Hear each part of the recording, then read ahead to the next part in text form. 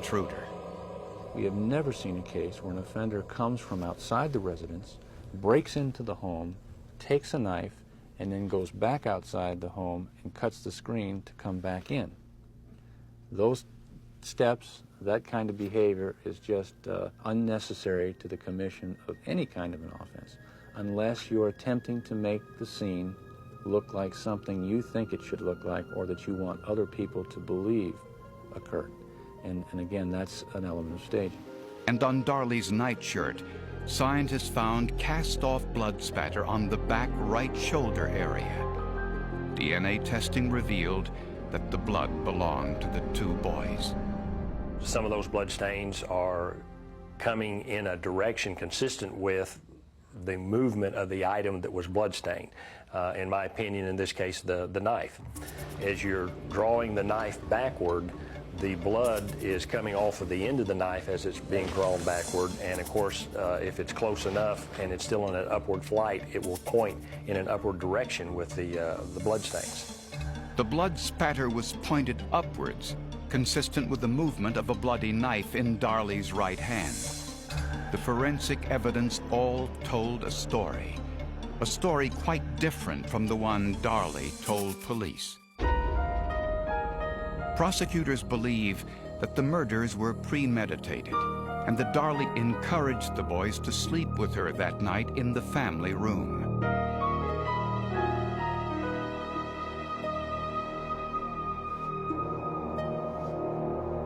Sometime after 2 a.m., Darley took a bread knife from the kitchen and cut the screen in the garage.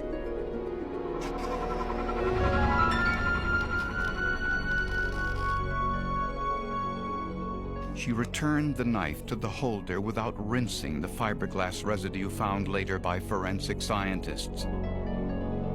Darley used the largest knife she had to murder her two children. Blood spatter on the back right shoulder of her nightshirt placed the murder weapon in Darley's hand. Speculation is that Darley may have removed her panties to suggest the possibility of a sexual assault. Standing at the kitchen sink, Darley turned the knife on herself, slicing both her neck and right arm.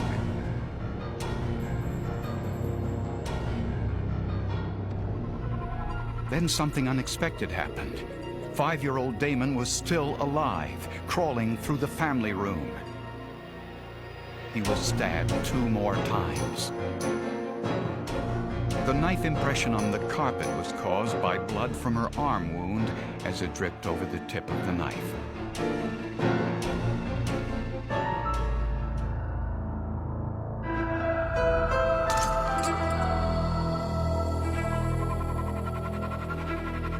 The audio analysis of the 911 call reveals that Darley was moving in between rooms quickly as she staged the crime scene and removed some of the blood evidence.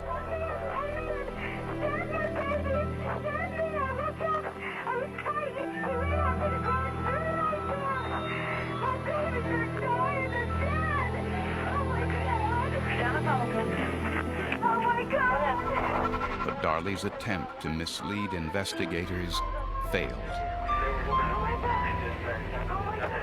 It's hard to explain it, but these kids were in her way.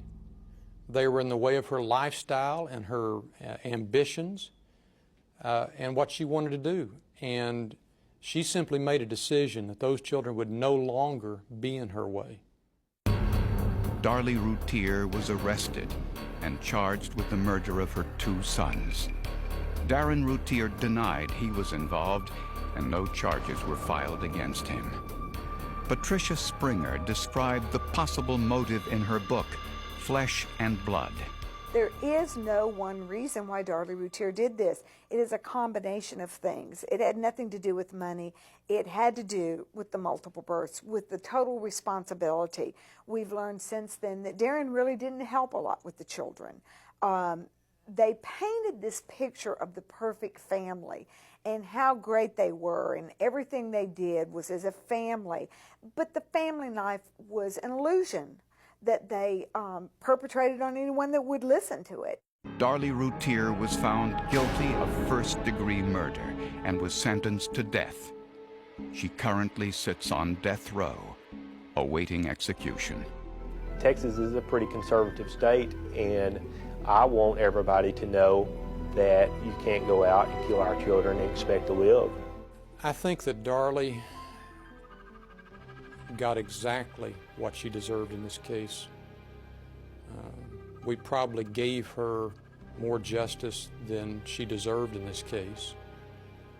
If you look at the barbaric acts that brought her to that courtroom, we did all that the system allowed us to do to her. But she richly deserves to be on death row, and she richly deserves to be executed one day.